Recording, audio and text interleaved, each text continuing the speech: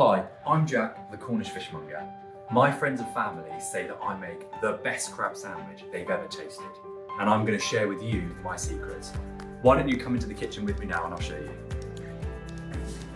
So this is what you'll need. I have got some of our own hand-picked white crab meat. I have got the delicious brown crab meat. I've got some mayonnaise. I've got some salt and pepper mix, and I've got some lemon juice and this amazing crusty bread. So the first step, take your hand-picked white crab meat. We will go through it and try and remove as much shell as possible, but I would advise you go through it again. Take the mayonnaise into the crab meat, little dollop, be generous, I love the mayonnaise. I would also take some salt and pepper.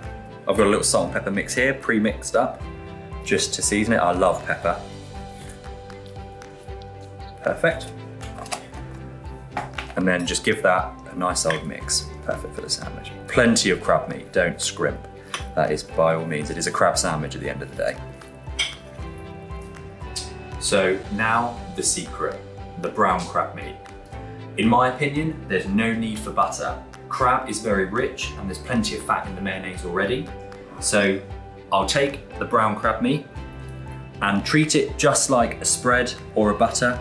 Just spread it over both sides of your bread. Again, it is a little bit stronger than the white crab meat, so I would be generous because I quite like it, but this is really where you get that crab flavour, and that's what makes it, in my opinion, the best crab sandwich. So spread it on both sides, nice and generously, perfect. Then take the white crab meat and just position it on one side of the bread.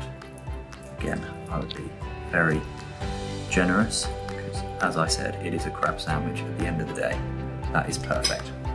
And the only thing we're missing is a little squeeze of lemon juice at the end, just to add a little bit of acidity. And there we go. My take on the perfect crab sandwich.